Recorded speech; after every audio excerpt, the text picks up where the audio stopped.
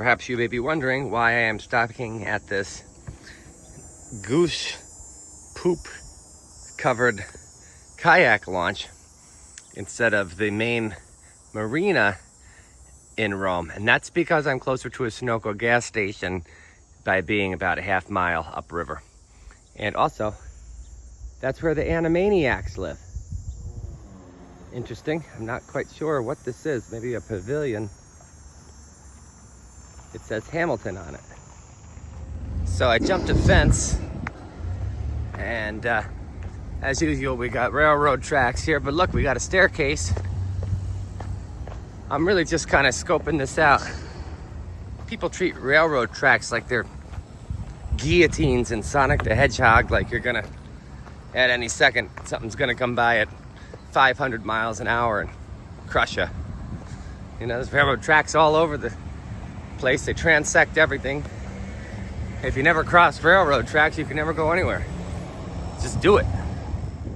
Revere copper and brass. So that's sort of the port area that I came from. But I have to say, I am really interested in Bucky and Georgette's screen printing and embroidery, but also overstuffed subs, and try our hot peppers.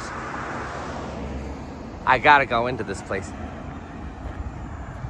We're kind of in the middle of nowhere. Well, I guess it's the Little Italy district, based on what the road signs say. Not quite sure why. Gonna have to try. I haven't had birch beer in a long time. This place used to have everything. It's been open since 1937. So yeah, you're definitely gonna have to try one of these.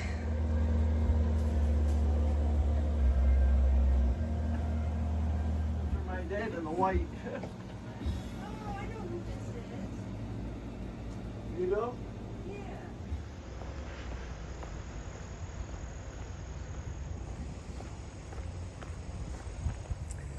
So $9.54 for 2 times this. Looks like it's got a lot of meat. Let's try it.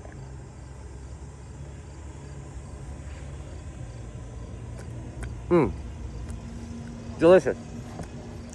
It's pepperoni, hot ham, red peppers, homemade olive oil, and vinegar, provolone, lettuce, and I don't like onion. I asked the girl who made this, what's there to see in downtown Rome? She said nothing. Absolutely nothing. She said in the 90s there was something, but they're trying, but nothing. I asked the guy who was 73, I think he's the son of Rocky. He said he wasn't sure of anything to do either. Now, meanwhile, I don't know if it was Chris Anderson or Ken Cook or Rusty down at the Ilion launch.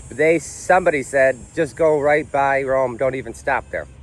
Somebody else commented on my Facebook page, don't leave your keys in Rome. But, you know, everybody's kind of down on Rome. I want to give it a fair shake. This is, after all, where the Erie Canal started. On July 4th, 1817, the first shovelful of dirt was turned over in Rome. So I'm going to go down a little bit to this marina and tie up and walk around the downtown and see what I can see. By the way, just a nice little anecdote I like. You know, the 73-year-old guy said his dad was Rocky. He showed me the picture from 1937. Him and a couple of the boys that worked there. He said, my father always said, cut the cold cuts fresh. I don't care if you're getting tuna fish. You gotta wait. We don't do anything ahead of time. He offered me a place to sit down and eat. I said, well, thanks, but I want to get back to my boat. I just get a little nervous sometimes leaving it alone. He said, I understand you completely. And just an amendment to what I said a minute ago, there's also prosciutto on here, and there is onion. I like onion. There's no tomato. I don't like tomato. On a sandwich. I like a tomato in a caprese salad. I don't like it on a sandwich. Makes the bread get all wet. Rome is the Copper City.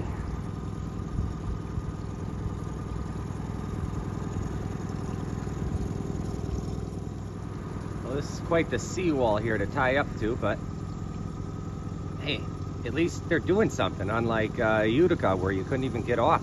I went past the marina here, if you want to call it that, the seawall, because I thought I might be able to go up this stream, but nope, I'll have to turn around.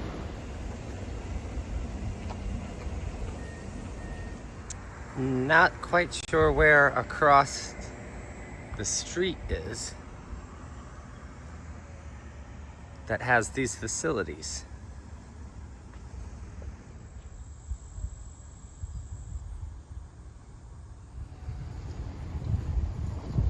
I think this is my one and only choice of places to go for a beer.